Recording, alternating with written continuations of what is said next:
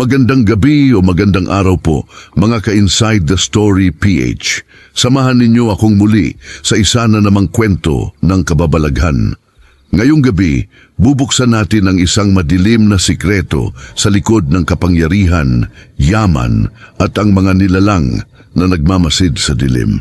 The secret pact between a local politician and the ancient Sigbin creatures.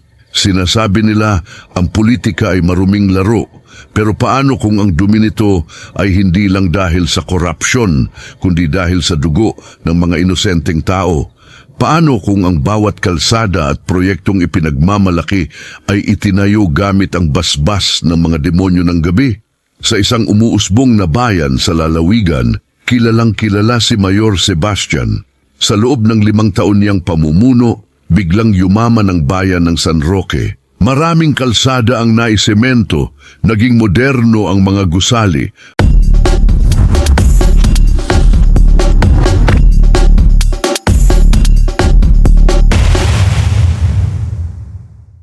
At tila hindi nauubos ang kaban ng yaman, minahal siya ng mga tao. Ngunit may napapansin ang mga residente sa mga liblib na baryo, kasabay ng pag-unlad ay ang misteryosong pagkawala ng mga tao. Ang opisyal na ulat, sila ay mga biktima raw ng nakawan, pero ang katotohanan ay mas matindi pa sa inyong imahinasyon. Si Mayor Sebastian ay naninirahan sa isang dambuhalang mansyon sa tuktok ng Burol.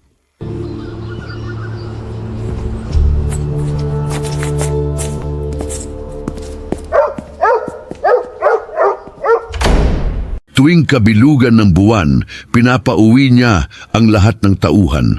Isang gabi, ang kanyang bagong driver na si Cardo ay nakalimot sa kanyang pitaka sa loob ng garahe. Palihim siyang bumalik sa mansyon. Habang naglalakad sa madilim na pasilyo patungo sa basement, nakarinig siya ng kakaibang tunog. Isang paos na pag-ungol na hindi galing sa ordinaryong hayop. Sumilip si Cardo sa siwang ng lumang pintuang kahoy. Doon ay nanlamig ang kanyang buong katawan. Nakita niya si Mayor Sebastian na nakaluhod, may hawak na mangkok ng sariwang dugo, at sa harap niya ay 3 nilalang. Sila ay pabaligtad kung lumakad, may mahahabang tainga, malalaking pulang mata at mahahabang latigong buntot. Sila ang mga sinaunang Sigbin.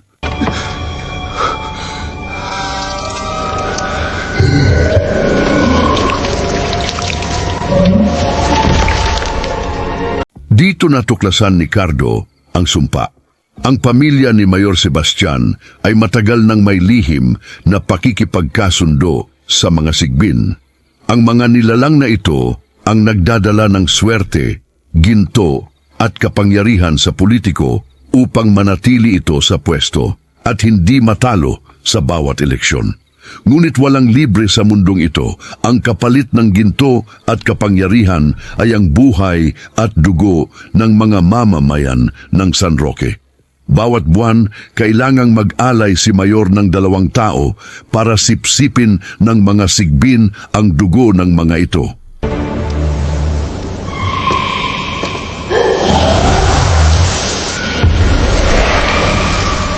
Kaya naman pala sunod-sunod ang pagkawala ng mga tao sa mga liblib na baryo. Sila ang mga inialay na tupa para sa kasakiman ng isang pinuno. Sa sobrang takot ni Cardo, aksidente niyang nasagi ang isang timba sa labas. Nakagawa ito ng ingay. Biglang lumingon ang mga Sigbin patungo sa pinto.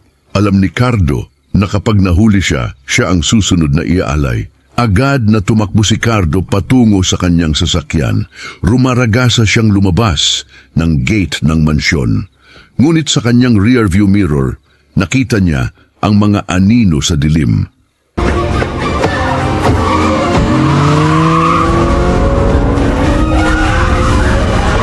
Ang 3 Sigbin ay mabilis na tumatakbo pabaligtad sa kalsada.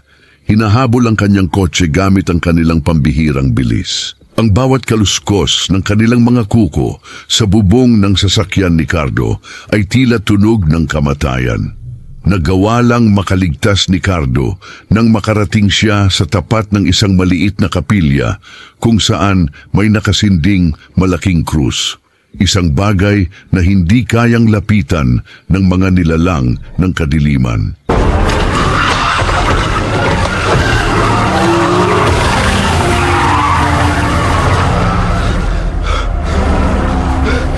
Hindi na nahimik si Cardo. Kinabukasan, pumunta siya sa mga otoridad sa labas ng bayan at dinala ang isang lihim na video.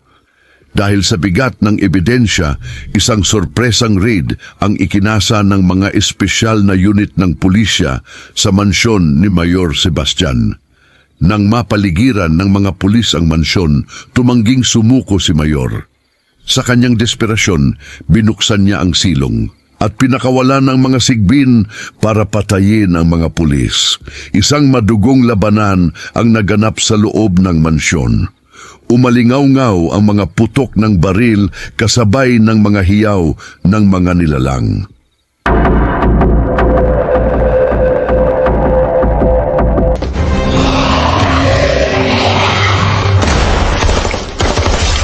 Sa huli, dahil sa lakas ng bala ng mga otoridad, napatay ang mga sigbin.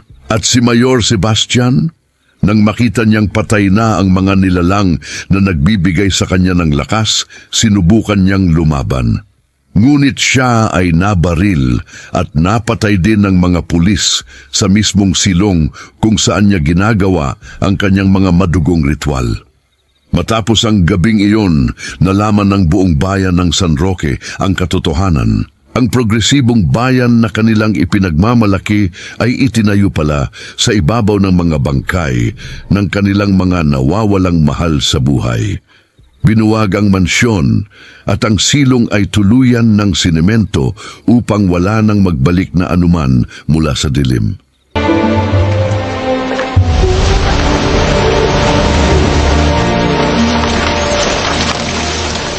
Magsilbi sana itong aral sa ating lahat, mga ka-Inside the Story PH. Hindi lahat ng kumikinang ay ginto. At hindi lahat ng nagbibigay ng mabilis na yaman at kapangyarihan ay galing sa kabutihan. Maging mapagmatiyag tayo sa ating mga pinuno at sa ating paligid. Dahil kung minsan, ang totoong halimaw ay hindi yung mga nagtatago sa gubat, kundi yung mga nakasuot ng mamahaling barong. Kung kayo ang nasa kalagayan ni Cardo, itataya niyo rin ba ang buhay niyo para ibunyag ang lihim ni Mayor? O mananahimik na lang kayo para sa inyong kaligtasan? I-comment ang inyong mga saloobin sa ibaba. Maraming salamat sa inyong walang sawang pagsuporta dito sa Inside the Story PH. At huwag kalimutang mag-like, share at subscribe para sa mas marami pang kwento ng kababalaghan. Mag-ingat po tayong lahat at hanggang sa muli nating kwento ng kababalaghan at katotohanan.